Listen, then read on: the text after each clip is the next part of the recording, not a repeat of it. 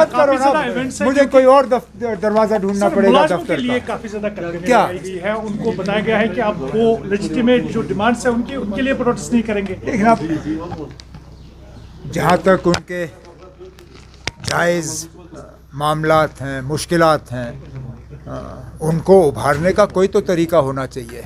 ठीक है, गवर्नमेंट ये कहती है कि आप एहतजाज नहीं कर सकते हो। यूनियनिज्म में तो एहतजाज की इजाज़त ही होती है, और अगर वो कहते हैं कि आप प्रोटेस्ट नहीं कर सकते हो तो कम से कम फिर वो एम्प्लॉयज़ को बताएं कि जो उनके जेन्युइन डिमांड्स हैं उनको हल करने का क्या तरीका है। बाकी सर्विस कंडक्ट रूल्स तो हर किसी मुलाजिम पे लावी होते हैं, और वैसे भी मुलाजिम कभी अपनी मर्ज़ी से सर्विस कंडक्ट रूल्स के ख़िलाफ़ जो है कार्रवाई नहीं करता। जब करते हैं तो कोई जेन्युइन उनकी ग्रीवियंस होती है, उनकी डिमांड्स होते हैं। इस गवर्नमेंट का तो किसी के साथ तालमेल है नहीं, और जहाँ तक सुनने में आया है मुलाजमों के साथ भी नहीं है। तो मुझे लगता है कम से कम मुलाजमों के लीडरों के साथ बैठ के कोई मशवरा होना चाहिए कि ठीक है ना, प्रोटेस्ट नहीं तो फिर कौन सा ऐसा तरीका है जिसके तहत मुलाजिम जो हैं अपनी बात हुक्मरान तक पहुंचा सके। और क्या उमर साहब, रोड बन गया है केव तक, जो हज़ारों वहाँ पे पोनी वाले हैं उनका क्या होगा, कैसे देखते हैं आप इसको? एक तो पोनी वाला है, लेकिन आबो हवा की बात है ना। यहाँ पे तो ग्रीन बेल्ट बचाने के लिए तो अदालतों ने कितने फ़ैसले दिए हैं। यहाँ डल के किनारे आपको कुछ बनाने की इजाज़त नहीं है। डल के बीच जो लोग रह रहे हैं उनको अपने घरों की मरम्मत करने की इजाज़त नहीं। केव तो दूर की बात, पहलगाम में आज घर की मरम्मत करने की इजाज़त नहीं। गुलमर्ग में कितने लोगों के काम रोक दिए गए हैं। इसी तरह सोनमर्ग में बने हुए स्ट्रक्चर जो हैं उनको उन पर रोक लगी हुई है एनवायरनमेंट के वजह से। तो मुझे ये बताइए ना, अब अगर के डल का बचाव करना है, अगर गुलमर्ग को बचाना है, पहलगाम को बचाना है, सोनमर्ग तो बचाना है, तो क्या अमरनाथ गुफा के पास क्या वहाँ एनवायरनमेंट को बचाना हमारी जिम्मेदारी नहीं बनती है? और सालों साल से यात्रा चलती आई है, आज गाड़ी लेने की क्या ज़रूरत है?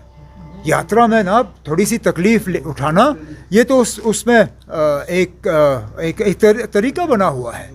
मिसाल के तौर पे जब हम हज पे जाते हैं, जब हम तवाफ़ करते हैं, तो क्या गाड़ी में बैठ के करते हैं?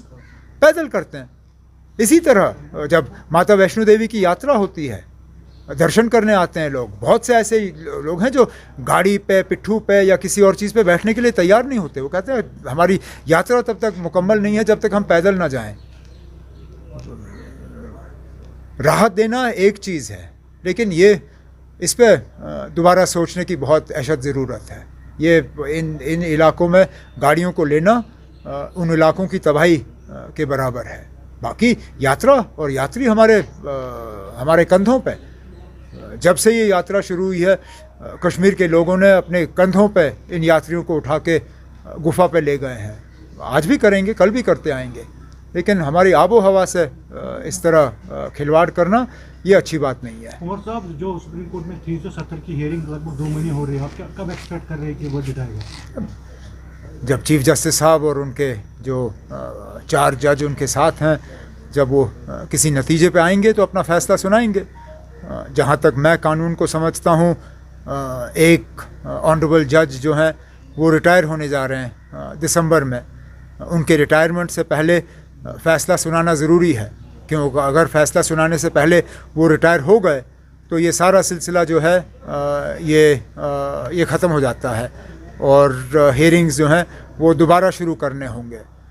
हम तो यही उम्मीद कर रहे हैं कि दिवाली की छुट्टियों के बाद और जस्टिस कौल साहब के रिटायरमेंट से पहले सुप्रीम कोर्ट जो है अपना फ़ैसला सुनाए, और हम अभी भी इंसाफ की उम्मीद लगाए बैठे हैं। सर, इंडिया अलायंस के वजूद से पहले ही यहाँ पर रिफ्ट काफ़ी ज़्यादा देखा जा रहा है। उसमें अखिलेश यादव ने काफ़ी ज़्यादा क्रिटिसिज्म यहाँ पर कांग्रेस को किया है।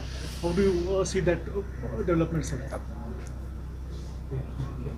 अगर इंडिया अलायंस को स्टेट इलेक्शंस में सीट शेयरिंग का नहीं करना था तो पहले से ही साफ कर देते। मैं इन मीटिंगों में शरीक हुआ हूँ, हर मीटिंग में मैंने हिस्सा लिया। बार बार ये बात उठी कि क्या अलायंस असेंबली के लिए होगा या नहीं होगा, और फैसला हुआ नहीं। और इस बात का अब नतीजा सामने आ रहा है।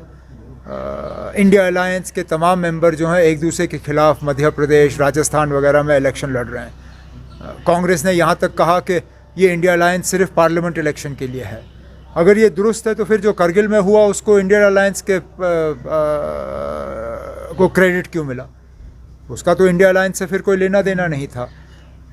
मैं तो चाहूँगा कि ये 5 जो रियासत हैं इनके इलेक्शन ख़त्म हो जाएं तो जल्द से जल्द इंडिया अलायंस को बैठ के जो थोड़े से मुश्किलात आए हैं, परेशानियां आई हैं, जो थोड़े से रिश्तों में खटास आई है, उसको दुरुस्त करें ताकि आगे अप्रैल मई में जो पार्लियामेंट इलेक्शन होने जा रहे हैं उसमें हमारी परफॉर्मेंस जो है वो ठीक रहे।